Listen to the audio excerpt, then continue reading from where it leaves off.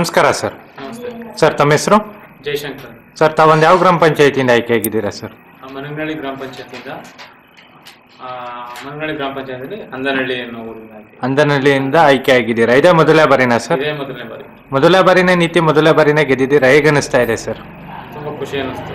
ತುಂಬ ಖುಷಿ ಅನಿಸ್ತಾ ಇದೆ ಸರ್. ತಮಗೆ ಒಂದು ಈಗಿನ ಒಂದು ರಾಜಕೀಯದಲ್ಲಿ ಎಷ್ಟು ವರ್ಷದ ಒಂದು ಅನುಭವ ಇದೆ ಸರ್? ಹಿಂದೆ ನಮ್ಮ ದೊಡ್ಡಪ್ಪ ಮತ್ತು ನಮ್ಮ ಅಣ್ಣಂದಿರ ಜೊತೆ ಓಡಾಡಿರೋದು 10 ವರ್ಷದ ಅನುಭವ ಇದೆ. ಅಂದರೆ ನಿಮ್ಮ ಮನೆ ಹಿಂದಿನ ಒಂದು ರಾಜಕೀಯ ಹಿನ್ನೆಲೆ ಇದೆ. ರಾಜಕೀಯದ ಒಂದು ಹಿನ್ನೆಲೆನೇ ಇದೆ ಸರ್. ತಮಗೆ ಈ ಸಲ ಒಟ್ಟು ಎಷ್ಟು ಮತಗಳು ಬಂದಿತ್ತು ಸರ್? ನನಗೆ 401 ಬಂದಿತ್ತು. ನಮ್ಮ ವಾರ್ಡಲ್ಲಿ 590 ಮತ ಚಲಾವಣೆ ಆಗಿತ್ತು. ಆದರೆ 401 ನನಗೆ ಬಂದಿತ್ತು. 401 ಬಂದಿತ್ತು. ಲೀಡ್ ಬಂದು 225 ಮತಗಳಿಂದ ಗೆದ್ದಿದ್ದೀರಾ ಸರ್. ತಾವೊಬ್ಬರು ಯುವಕರಾಗಿ ಈಗ ಒಂದು ರಾಜಕೀಯಕ್ಕೆ ಬಂದಿದ್ದೀರಾ ಸರ್. ಈಗಿನ ಯುವಕರು ಕೂಡ ರಾಜಕೀಯ ಕಡೆ ಬರ್ತಾ ಇದ್ದಾರೆ. ಅವರಿಗೆಲ್ಲ ಒಂದು ರಾಜಕೀಯವಾಗಿ ಯಾವ ರೀತಿಯಾದ ಒಂದು ಸಂದೇಶ ಕೊಡಕ್ಕೆ ಇಷ್ಟಪಡ್ತೀರಾ? ಯುವಕರು ಬಂದ್ರೆ ಒಳ್ಳೇದು ಅನ್ಕೋತೀನಿ. ಯಾಕೆಂದ್ರೆ ಈಗಿನ ಯುವಕರೆಲ್ಲ ವಿದ್ಯಾವಂತರಿದ್ದಾರೆ. ಅದರಿಂದ ಯುವಕರು ಬಂದ್ರೆ ಒಳ್ಳೇದು ಸರ್. ಈಗಿನ ಒಂದು ರಾಜಕೀಯಕ್ಕೆ ತಮ್ಮ ಪ್ರಕಾರ ಎಜುಕೇಶನ್ ಬೇಕೋ ಬಿಡ್ಬೋದು ಸರ್? ಬೇಕು. ಏನಕ್ಕೋಸ್ಕರ ಬೇಕಾಗ್ಬೋದು ಸರ್? ತಿಳುವಳಿಕೆ ಇರಲ್ಲ. ಎಜುಕೇಶನ್ ಇಲ್ಲದ್ರೆ ತಿಳುವಳಿಕೆ ಇರಲ್ಲ. ಏನೋ ಒಂದು ಸರ್ಕಾರದಿಂದ ಯಾವುದೇ ಒಂದು ಆದೇಶ ಬರ್ಬೋದು, ಅದನ್ನೆಲ್ಲ ಓದಿ ತಿಳುವಳಿಕೆ ಇರಲ್ಲ. ವಿದ್ಯಾವಂತರಾಗಿದ್ರೆ ಅದನ್ನ ತಿಳಿಬೋದು. ಆಡಳಿತ ಯಾವ ತರ ಮಾಡ್ಬೋದು ಅನ್ನೋದು ತಿಳಿದಿರುತ್ತೆ ಅವಾಗ. ಸರ್ ಈಗ ತಮ್ಗೆ ರಾಜಕೀಯದಲ್ಲಿ ತಮ್ಗೆ ಬೆನ್ನೆಲುಬಾಗಿ ಅಥವಾ ಗುರುಗಳು ಅಂತೇಳಿ ಯಾರಾದರೂ ಇದ್ದಾರ? ನಮ್ಮ ಮನೆತನನೇ ಸರ್. ಈಗ ತಮ್ಮ ತಂದೆಯವರು ಏನಾಗಿದ್ರು? ನಮ್ಮ ತಂದೆ ಬಿಳಿಕೆರೆ ವ್ಯವಸಾಯ ಸೇವಾ ಸಹಕಾರ ಬ್ಯಾಂಕಲ್ಲಿ ಡೈರೆಕ್ಟರ್ ಆಗಿದ್ರು. ಹಾಂ ಸರ್. ಈಗ ತಮ್ಮ ತಾತವರು ಒಂದು ಪೊಲಿಟಿಕ್ಸ್ ಅಲ್ಲಿ ಇದ್ರು ಅಂದ್ರಿ. ಅವ್ರ ಹೆಸರು ಸರ್? ಪಟೇಲ್ ಬಸಪ್ಪ. ಅವರು ಒಂದು ಎಷ್ಟು ವರ್ಷದ ಒಂದು ರಾಜಕೀಯ ಮಾಡಿದ್ದಾರೆ ಸರ್? ಅವರು 28 ವರ್ಷ PLD ಬ್ಯಾಂಕ್ ಡೈರೆಕ್ಟರ್ ಆಗಿದ್ರು. 28 ವರ್ಷನೂ ಅವಿರೋಧ ಆಯ್ಕೆ ಆಗಿದ್ರು. PLD ಬ್ಯಾಂಕ್ ಸ್ಥಾಪನೆ ಆದಾಗ ಮೊಟ್ಟ ಮೊದಲ ಬಾರಿಗೆ ಅಧ್ಯಕ್ಷರು ಅವರೇ ಆಗಿದ್ರು. ಅದ್ ಬಿಟ್ರೆ ಇಲ್ಲಿ ತಾಲೂಕ್ ಪಂಚಾಯತಿ ಮೆಂಬರ್ ಒಂದ್ಸಲ ಆಗಿದ್ರು. ತಾಲೂಕ್ ಪಂಚಾಯತಿ ಮೆಂಬರ್ ಆಗಿದ್ರು ಸರ್. ಇಲ್ಲ, ಎಲೆಕ್ಷನ್ ನಡೆದಿತ್ತು. ಇಷ್ಟೆಲ್ಲ ಒಂದು ಫ್ಯಾಮಿಲಿ ಬ್ಯಾಕ್ಗ್ರೌಂಡ್, ಪೊಲಿಟಿಕಲ್ ಬ್ಯಾಕ್ಗ್ರೌಂಡ್ ಇದೆ ಸರ್. ಇನ್ನು ಮುಂದಿನ ದಿವಸಗಳಲ್ಲಿ ತಾವು ಇನ್ನು ರಾಜಕೀಯದಲ್ಲಿ ಉನ್ನತ ಮಟ್ಟಕ್ಕೆ ಹೋಗ್ಬೇಕು ಅಂತ ಏನಾರು ಅನ್ಕೊಂಡಿದ್ದೀವಿ? ಆಸೆ ಇದೆ. ಇಷ್ಟ ಕಡಿಮೆ ಆಸೆ ಅಂದ್ರೆ ಸರ್ ಯಾವ್ದಕ್ಕೆ ತಾವು ಇನ್ನೂ ಕಂಪ್ಲೀಟ್ ಮಾಡ್ಬೇಕು ಅನ್ಕೊಂಡಿದ್ದೀರಾ? ನೋಡದ ಮುಂದೆ. ಸರ್ ಈಗ ತಮಗೆ ಈಗ ರಾಜಕೀಯ ಹೊರತುಪಡಿಸಿ ಸರ್ ಅದರ ಬೇರೆ ಸಂಘ ಸಂಸ್ಥೆಗಳಲ್ಲಿ ಗುರುತಿಸ್ಕೊಂಡಿದ್ದೀರಾ?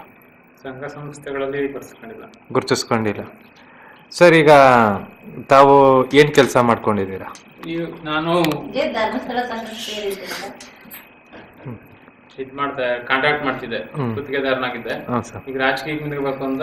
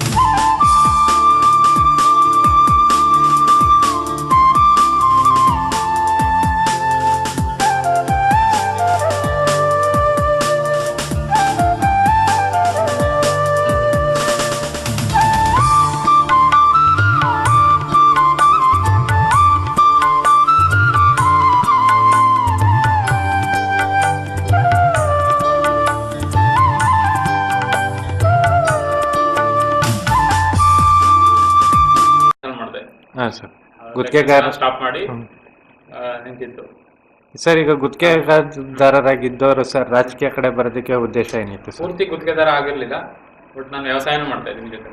ವ್ಯವಸಾಯ ಇವೆರಡೂ ಮಾಡ್ಕೊಂಡಿದ್ದವ್ರು ಸರ್ ರಾಜಕೀಯ ಕಡೆ ಬರೋದಕ್ಕೆ ಉದ್ದೇಶ ಸರ್?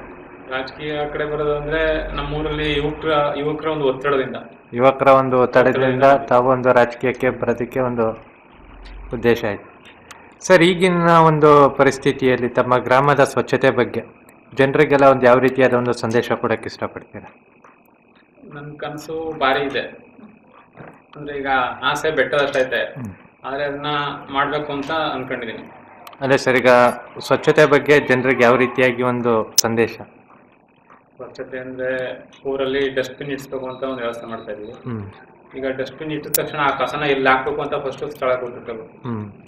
ಅದನ್ನೆಲ್ಲ ಮಾಡಿ ಸ್ವಚ್ಛತೆ ಬಗ್ಗೆ ನಮ್ಮ ಊರ್ ಸ್ಕೂಲಿಂದ ಒಂದು ಆಂದೋಲನ ಸ್ಟಾರ್ಟ್ ಮಾಡ್ಬೇಕು ಅಂತ ಸ್ಕೂಲಿಂದ ಒಂದು ಆಂದೋಲನ ಸ್ಟಾರ್ಟ್ ಮಾಡಬೇಕು ಅಂತ ಇದ್ದೀರಾ ಸರ್? ಈಗ ಅಟ್ ಪ್ರೆಸೆಂಟ್ ಈಗ ಒಂದು ರಾಜಕೀಯದಲ್ಲಿ ಇನ್ನು ತಮ್ಮ ಒಂದು ಪಂಚಾಯಿತಿಯ ಇನ್ನು ಉಳಿದಂಥ ಮೆಂಬರ್ಸಿಗೆ ಯಾವ ರೀತಿಯಾಗಿ ಒಂದು ಅಭಿವೃದ್ಧಿ ಕೆಲಸ ಕಾರ್ಯಗಳ ಬಗ್ಗೆ ತಾವು ಒಂದು ಸಂದೇಶ ಕೊಡಕ್ಕೆ ಇಷ್ಟಪಡ್ತೀರಾ? ಅಭಿವೃದ್ಧಿ ಮಾಡ್ಲಿಕ್ಕೆ ಅಂದ್ರೆ ಸರ್ಕಾರದಿಂದ ಏನ್ ಪಂಚಾಯತಿ ಕಡೆಯಿಂದ ಯಾವ್ದೆಲ್ಲ ಮೂಲಭೂತ ಸೌಕರ್ಯ ಬರುತ್ತೆ ಅದನ್ನ ಪ್ರತಿಯೊಂದು ಮನೆ ಬಾಗಿಲಿಗೆ ನೇರವಾಗಿ ತಲುಪಿಸಿದ್ರೆ ಅವರು ಯಾವುದೇ ಲಂಚದ ಆಮಿಷಕ್ಕೆ ಒಳಗಾಗದೆ ಆ ಮೂಲಭೂತ ಸೌಕರ್ಯವನ್ನ ನೇರವಾಗಿ ತಲುಪಿಸಿದ್ರೆ ಅಭಿವೃದ್ಧಿ ತಾನೇ ಆಗುತ್ತೆ. ಸರ್, ಅಟ್ ಪ್ರೆಸೆಂಟ್ ತಮ್ಮ ಗ್ರಾಮದಲ್ಲಿ ಅತಿ ಹೆಚ್ಚು ಕುಂದುಕೊರತೆಗಳೇನಿದೆ ಸರ್? ನೀರಿನ ಸಮಸ್ಯೆ ಇದೆ. ಒಂದೇನಾ ಸರ್ ನೀರಿನ ಸಮಸ್ಯೆ? ರೋಡೊಂದು ಕೊರತೆ ಇದೆ, ಇವಾಗ ನಡೀತಿದೆ ಎಲ್ಲ. ಈಗ ನಡೀತಾ ಇದೆ ಸರ್. ಈಗ ಇಷ್ಟೆಲ್ಲ ಒಂದು ಸಮಸ್ಯೆಗಳಿದ್ದಾಗ ತಾವು ಒಂದು ಯಾವ ರೀತಿಯಾದ ಒಂದು ಕ್ರಮ ಕೈಗೊಳ್ಳಬೇಕು ಅಂತ ಇದ್ದೀರಾ ಸರ್?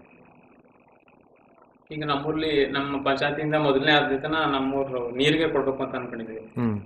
ನೀರಿಗೆ ಯಾವ ರೀತಿ ಕೊಡ್ಬೇಕು ಅಂದ್ರೆ ಮುಂದಿನ 50 ವರ್ಷ ನಾವ್ ಏನೀಗ ವ್ಯವಸ್ಥೆ ಮಾಡಿರ್ತೀವಿ ಅದು ಮುಂದಿನ 50 ವರ್ಷ ಹೋದ್ರು ಅದೇ ವ್ಯವಸ್ಥೆ ಯೂಸ್ ಆಗ್ಬೇಕು, ಆ ತರ ಮಾಡೋ ಅನ್ಕೊಂಡಿದೀವಿ. ಮತ್ತೆ ಈಗ ನೀವು ನೋಡಿರ್ಬೋದು ಎಲ್ಲ ಕಡೆ ಮನೆಗಳಿಗೆ ನಲ್ಲಿ ಕನೆಕ್ಷನ್ ತಗೋಬೇಕು ಅಂದ್ರೆ ನೀರಿಂದ ರೋಡ್ ನ ಅಗಿತಿರ್ತಾರೆ. ಅದನ್ನ ನಾವು ಬೇರೆ ತರ ಪ್ಲಾನ್ ಮಾಡಿ ಅದನ್ನ ಸ್ಟಾಪ್ ಮಾಡ್ಬೇಕು ಅಂತ ಅನ್ಕೊಂಡಿದ್ವಿ. ಬೀದಿ 2 ಕಡೆ ಪೈಪ್ ಲೈನ್ ಮಾಡಿ ಯಾರು ರೋಡ್ ನ ಅಗಿಬಾರ್ದು, ಆ ರೀತಿಯಾಗಿ ಒಂದು ವ್ಯವಸ್ಥೆ ಮಾಡ್ಕೊಡ್ಬೇಕು ಅಂತೇಳಿ ಅನ್ಕೊಂಡಿದ್ದೀರಾ ಸರ್? ಜನರು ಬಂದು ತಮ್ಮ ಬಳಿ ಯಾವ ಸಮಸ್ಯೆಗಳ ಬಗ್ಗೆ ಹೆಚ್ಚವಾಗಿ ವ್ಯಕ್ತಪಡಿಸ್ಕೊತಾ ಇದ್ದಾರೆ? ನೀರಿಂದೆ ಸರ್. ಈಗ ಒಂದು ಮನಗ್ನಳ್ಳಿ ಪಂಚಾಯಿತಿ ಅಂದ್ರೆ ಒಂದು ಹುಣಸೂರು ತಾಲೂಕಲ್ಲಿ ಒಂದು ಹೆಸರುವಾಸಿಯಾದಂಥ ಒಂದು ಪಂಚಾಯಿತಿ. ಆ ಪಂಚಾಯಿತಿ ಬಗ್ಗೆ ತಮ್ಮ ಒಂದು ಅಭಿಪ್ರಾಯ ಸರ್? ಪಂಚಾಯತಿ ಸ್ವಲ್ಪ ಅಧಿಕಾರಿಗಳ ಕೆಲಸ ಅಷ್ಟಕ್ಕಷ್ಟರಲ್ಲೇ ಹಿಂದೆ. ಈಗ ನಾವು ಬಂದ್ಮೇಲೆ ನಾವು ಕಾಲಿಟ್ಟ ಮೊದಲನೇ ದಿನದಿಂದ ಅಧಿಕಾರ ಭಾರಿ ಚುರುಕಾಗಿ ನಡೀತಾ ಇದೆ. ತಮ್ಮ ಊರ ಬಗ್ಗೆ ಒಂದೆರಡು ಮಾತು ಅಂತ ಏನ್ ಹೇಳಕ್ ಇಷ್ಟಪಡ್ತೀರಾ ಸರ್? ಈ ಊರಲ್ಲಿ ಹುಟ್ಟಿದ್ಕೆ ನಾನು ತುಂಬಾ ಹೆಮ್ಮೆ ಪಡ್ತೀರಾ ಸರ್? ಈಗ ಒಂದು ಕಡೆಯದಾಗಿ ತಮ್ಗೆ ಇನ್ನೊಂದು ಪ್ರಶ್ನೆ ಸರ್. ತಾವೊಂದು ಈ ಸ್ಥಾನದಲ್ಲಿ ಇರಬೇಕು ಅಂದ್ರೆ ತಮ್ಮ ಗ್ರಾಮದ ಮತ ಬಾಂಧವರೇ ಕಾರಣ. ಯಾಕಂದ್ರೆ 200 ಚಿಲ್ಲರೆ ಮತಗಳ ಅಂತರದಿಂದ ಜಯಶೀಲರಾಗಿ ಮಾಡಿದ್ದಾರೆ. ಅವರಿಗೆಲ್ಲ ಈ ಸಂದರ್ಭದಲ್ಲಿ ಯಾವ ರೀತಿಯಾದ ಒಂದು ಕೃತಜ್ಞತೆಗಳು ಹೇಳಕ್ ಇಷ್ಟಪಡ್ತೀರಾ? ಕೃತಜ್ಞತೆ ಅಂದ್ರೆ ನಾನು ಒಂದೇ ಬಾರಿ ಕ್ಯಾನ್ವಾಸ್ ಮಾಡಿದ್ದು. ನಾನು ಇರೋವರೆಗೂ ಅವ್ರನ್ನ ನೆನ್ಕೋಬೇಕು. ಸರಿ ಸರ್, ಇದೇ ರೀತಿ ತಮ್ಮ ರಾಜಕೀಯ ಜೀವನದಲ್ಲಿ ಶುಭವಾಗಲಿ ಅಂತ ಹೇಳಿ ಆಶಿಸ್ತಾ ಇಷ್ಟೊತ್ತು ತಮ್ಮ ಮನದಾಳದ ಮಾತುಗಳನ್ನು ನಮ್ಮೊಂದಿಗೆ ಹಂಚಿಕೊಂಡಿದ್ದಕ್ಕಾಗಿ ತುಂಬ ಹೃದಯದ ಧನ್ಯವಾದಗಳು ಸರ್. ನಮಸ್ಕಾರ.